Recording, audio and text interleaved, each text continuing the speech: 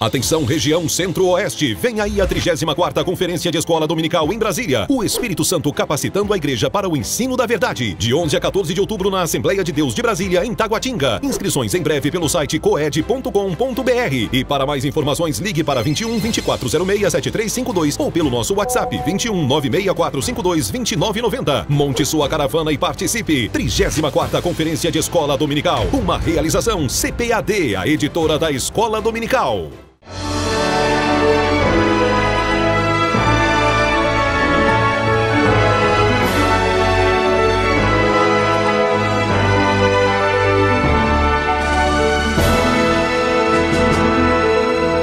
Subsídios. Lições Bíblicas. Jovens. Lição 12. Venha depressa. O quarto e último capítulo da segunda carta de Paulo a Timóteo é o último conteúdo, escriturístico, o último escrito do apóstolo Paulo. Aqui nós vamos ter a despedida de um grande líder. As suas últimas palavras escritas estão aqui nesse texto. Como nós já enfatizamos, a segunda carta a Timóteo foi escrita no ano 67, provavelmente já para o final do ano, 67, e nesse tempo Paulo já está antevendo a sua morte e faz um apelo para que Timóteo venha vê-lo depressa. E no final aqui da sua carta, no capítulo 4, ele inicia o capítulo novamente com um apelo veemente, usando a expressão conjuro-te, pois, diante de Deus e do Senhor Jesus Cristo, que há de julgar os vivos e os mortos, na sua vinda e no seu reino, que pregues a palavra. Então a preocupação de Paulo, do começo ao fim, é com a pregação da palavra.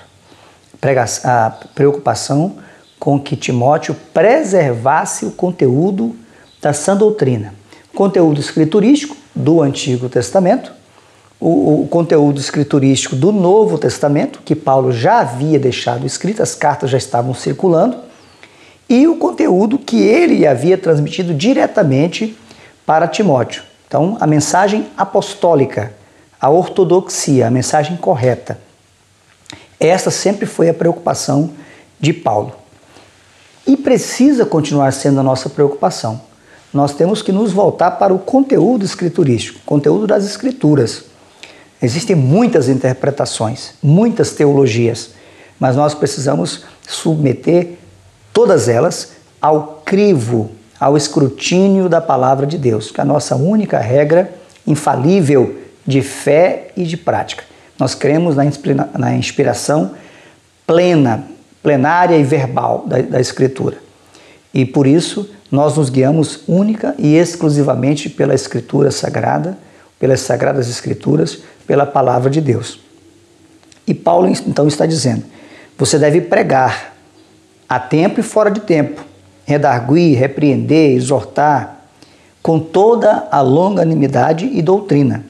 Aí ele está prenunciando aqui os tempos em que as multidões não suportariam a sã doutrina, a doutrina pura, mas iriam amontoar para si mesmos, A multidão iria amontoar para si mesma doutores de acordo com seus próprios desejos, ou seja, pregadores que iriam ensinar, que iriam pregar aquilo que as multidões previamente já teriam manifestado o desejo de ouvir. É o politicamente correto. Nós vivemos hoje o tempo do politicamente correto. Tem muitos temas sensíveis que muitos não querem que se pregue, mas nós somos chamados a continuar valorizando a inteireza das Escrituras. Se algum trecho ou outro confronta o desejo ou a visão de alguém, não é a palavra que tem que ser adaptada às nossas visões ou aos nossos desejos. São as nossas visões, os nossos desejos que têm que ser subordinados ao escrutínio da Bíblia Sagrada. É um tempo difícil, e Paulo está pronunciando isso aqui, porque as multidões procurariam doutores segundo as suas próprias concupiscências ou seus próprios desejos. O desejo humano não pode prevalecer, Porque uma pessoa tem um desejo pecaminoso em qualquer área da vida, né, na área sexual, por exemplo, eu não tenho que subordinar a Escritura ao desejo pessoal. Não. Inclinações pecaminosas, todos nós temos. É por isso que Jesus falou que nós temos que negar a nós mesmos, né? É por isso que ele falou que o caminho da salvação ele é apertado, a porta é estreita. Nós não podemos alargar de acordo com o nosso próprio padrão. E Paulo está falando com um jovem. Timóteo era jovem. Nessa época aqui, nesse tempo, teria entre 30 e 35 anos, mas já desde os seus 20 anos, talvez até um pouco antes de 20 anos, ele era um fiel companheiro de Paulo. Então Timóteo é um exemplo para a gente de como um jovem pode preservar a doutrina bíblica, né? E além de preservar, de ser um defensor, de ser um pregador dela. Nós somos chamados para ser testemunhas do Senhor Jesus. Vivemos um tempo em que nós estamos vendo muitos advogados de muitos temas, né?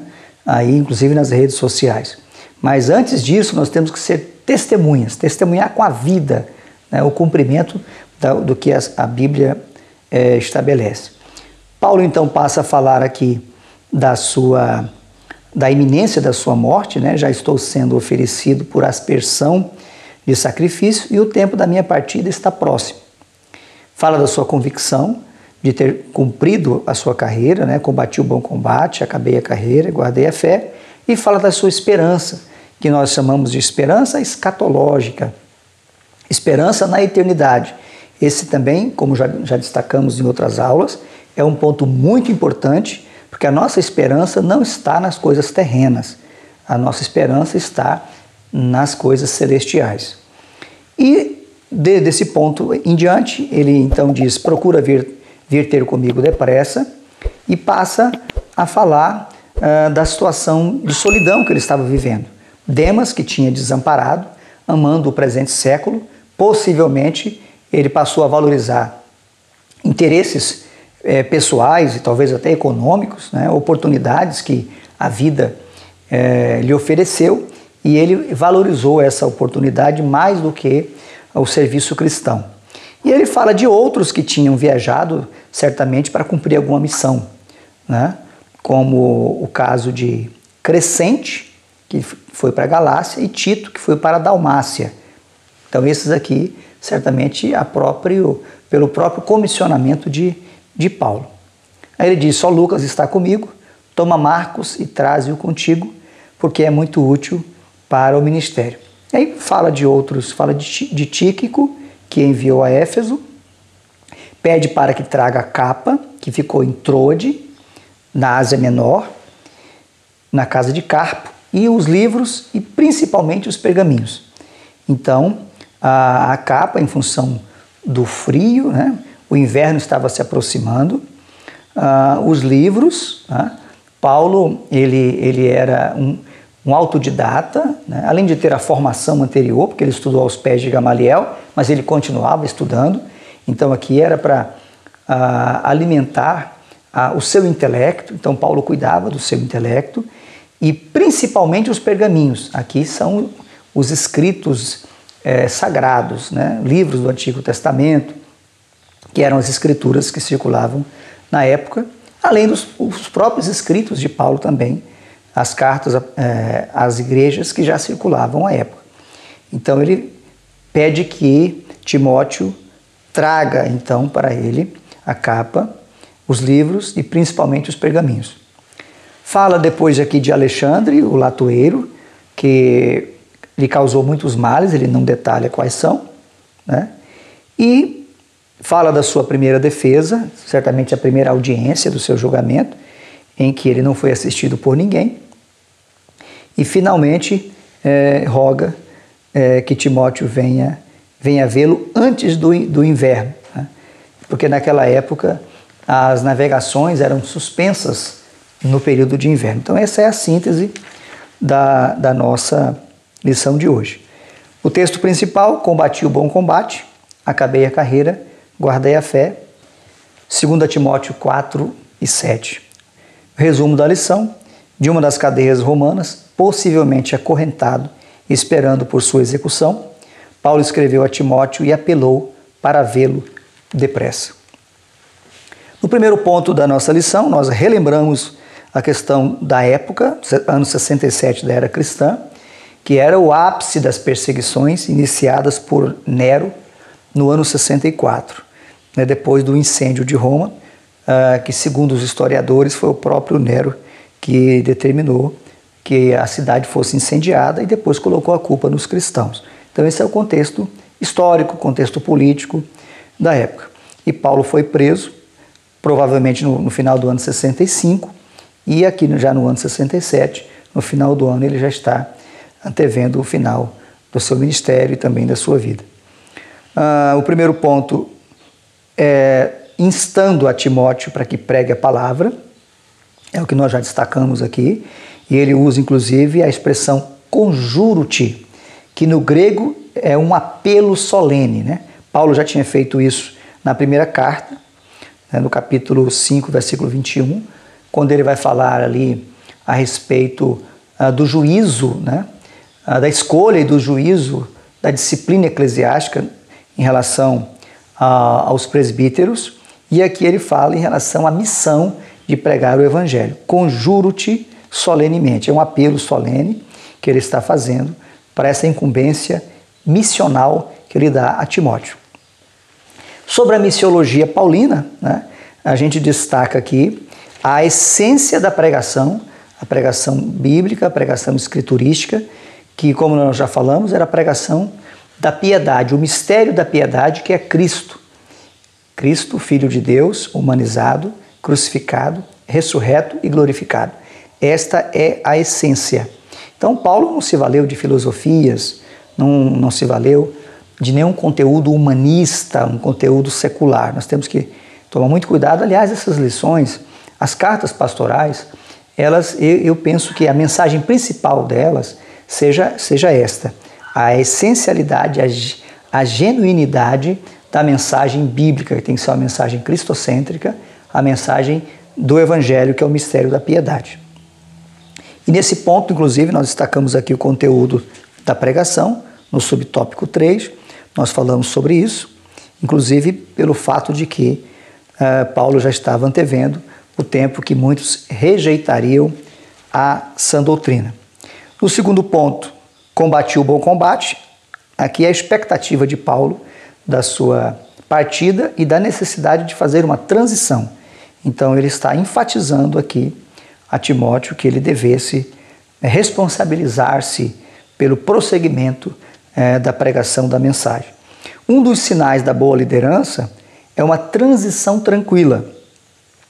Paulo havia combatido o bom combate, enfrentou oposição de todos os lados, batalhas espirituais e fortes resistências ao seu ministério, como a de um certo Alexandre, o latoeiro, que ele menciona aqui, né, que teria lhe causado muitos males. Mas Paulo permaneceu firme e concluiu a sua carreira sem perder a fé. Isso é um ponto importante, a dificuldade que a liderança enfrenta. Todo líder precisa estar pronto para enfrentar adversidades de todas as matizes, de todas as naturezas e permanecer firme. Por isso que não se deve haver precipitação, como nós já tratamos em aulas anteriores, na escolha de líderes espirituais, porque as adversidades são grandes e é preciso que se permaneça firme até o fim. Paulo ele usa aqui uma expressão voltada, muito própria do sacrifício da época, né? Desde o Antigo Testamento, melhor dizendo, quando ele fala aqui no versículo 6, já estou sendo oferecido por aspersão de sacrifício. O termo aspersão de sacrifício, é uma demonstração concreta. Ele está naturalmente fazendo uma analogia, e aqui, como ele era a oferta, né, a sua entrega pessoal à causa do Evangelho. Ele já tinha dito, né, que não tinha vida por preciosa, ele não se preservou em nada, mas ele se entregou para cumprir integralmente a mensagem, o ministério que ele havia recebido da parte do Senhor Jesus. Assim como Paulo, são muitos os líderes, os missionários que enfrentam adversidades, inclusive físicas. Nos dias que nós estamos vivendo, né, tem aí o ranking dos países onde as perseguições são mais cruéis, são mais intensas. E nós temos que contribuir com os missionários e orar pelos missionários, para que Deus lhes dê graça, né? Orar pelas igrejas perseguidas e orar pelo Brasil, pelo nosso país, para que a gente possa continuar tendo liberdade religiosa. Que Deus nos guarde e que a igreja possa continuar tendo liberdade de pregar o Evangelho na íntegra, assim como ele está contido, sem nenhum tipo de engano, de sofisma. Nós não estamos presos aí ao politicamente correto. Temos que pregar a palavra de Deus com amor, naturalmente, mas pregar a inteira verdade. O terceiro e último ponto fala do desfecho paulino. O apelo a Timóteo, Paulo apela para que ele possa ir ter com ele depressa, antes do inverno, porque naquela época, como já disse, as navegações elas eram interrompidas na estação invernosa, que geralmente ia entre novembro e março. Então, provavelmente, Paulo escreveu em setembro, outubro, no máximo, né? E pede para que Timóteo possa vir antes do período invernoso, quando as embarcações elas ficavam atracadas, porque não era possível a navegação. Então, nós já falamos aqui, inclusive, da questão dos pertences dele, que ele pede que Timóteo traga lá de Troade, né? Onde ele teria deixado. Historiadores clássicos como Eusébio de Cesareia registram que Paulo foi martirizado por ordem de Nero. Isso deve ter ocorrido no final do ano 67. Então, só para ressaltar que já estava Paulo certamente aqui no segundo semestre do ano 67, nós não sabemos então se Timóteo conseguiu alcançá-lo antes da sua execução. E o ponto final aqui fala das decepções de Paulo, nós já tratamos disso no início. Ele cita nominalmente Demas, que teria desamparado. Outros não o assistiram, alguns porque foram enviados para missões, e outros talvez temerosos, né, da perseguição implacável que havia naquele tempo. Fechando aqui com o triunfo escatológico, fala da esperança que Paulo tinha na eternidade.